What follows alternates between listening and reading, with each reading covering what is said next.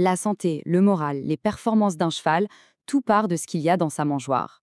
Mais soyons honnêtes, composer la ration parfaite, ça peut vite devenir un vrai casse-tête.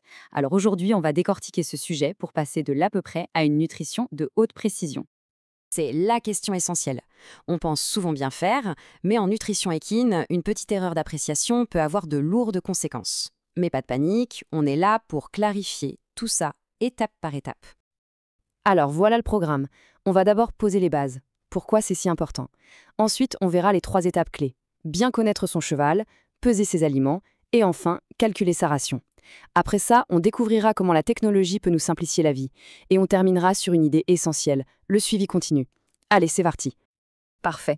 Alors avant de se lancer dans les calculs et les grammes, il faut bien comprendre l'enjeu. L'alimentation, ce n'est pas juste remplir le cheval, c'est le carburant qui va conditionner absolument toute sa santé et ses performances. Et ça va même plus loin que ça. Une bonne nutrition, c'est un pilier pour le bien-être de l'animal, bien sûr, mais aussi pour la gestion économique de l'écurie et sa durabilité. Bref, bien penser une ration, c'est un investissement stratégique sur le long terme. On ne peut pas nourrir correctement un cheval qu'on ne connaît pas sur le bout des doigts. Et cette connaissance, elle doit être objective, précise, bien plus qu'un simple coup d'œil. C'est vraiment la toute première étape, la fondation. Et voilà la première source d'erreur, la plus classique, estimer le poids à l'œil. La seule et unique façon d'avoir un point de départ fiable pour tous les calculs, c'est d'utiliser une balance. Sans un poids exact, tout le reste n'est que de l'approximation. En complément du poids, il y a la fameuse note d'état corporel, la NEC. C'est une méthode de palpation, un outil qui s'utilise avec les mains, pas seulement avec les yeux. L'objectif, c'est d'évaluer de manière objective les réserves de graisse, pour pouvoir ajuster la ration au plus juste. Pour faire cette évaluation, on se concentre sur des zones bien précises. On doit pouvoir sentir les côtes, mais sans qu'elles soient trop visibles. On va ensuite palper la couverture de graisse au niveau du garrot, juste derrière l'épaule, le long de l'encolure et du dos, et pour finir, à la base de la queue. C'est cet examen complet qui donne une note vraiment objective. Ok, maintenant qu'on a bien évalué le cheval, on passe à l'autre côté de la balance. Il faut s'intéresser avec la même rigueur à ce qu'on met dans sa mangeoire. Ah, le fameux gobelet doseur. C'est sans doute l'erreur la plus répandue dans les écuries. Nourrir à la mesure, c'est la porte ouverte aux approximations.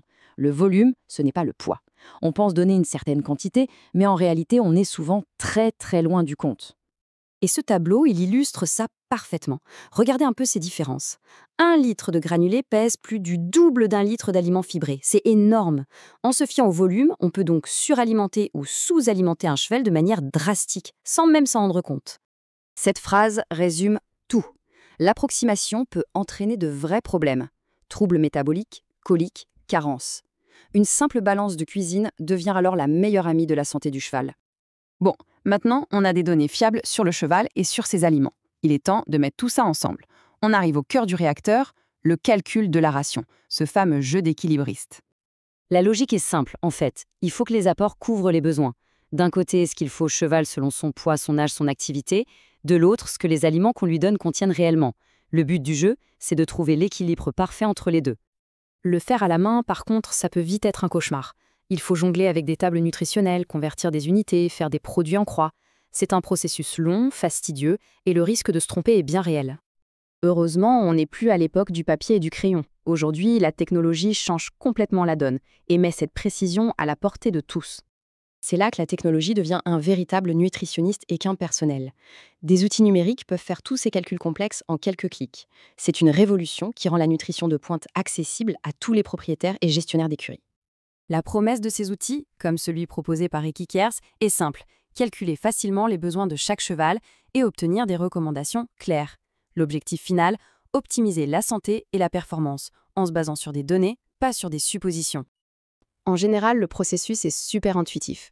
On crée une fiche pour chaque cheval avec toutes ces infos, on renseigne les aliments qu'on a à disposition et l'outil s'occupe de tout planifier et d'analyser le programme nutritionnel. Et pour être tout à fait concret, cette solution existe et elle est accessible. L'application en ligne sur equikers.fr, par exemple, intègre justement un outil qui centralise toutes ces informations et automatise le calcul de ration. Ça transforme des données complexes en un plan d'action simple et lisible. On approche de la fin, et il y a une dernière idée vraiment essentielle à retenir. Une ration qui est parfaite aujourd'hui ne le sera pas forcément demain. Rien n'est jamais figé.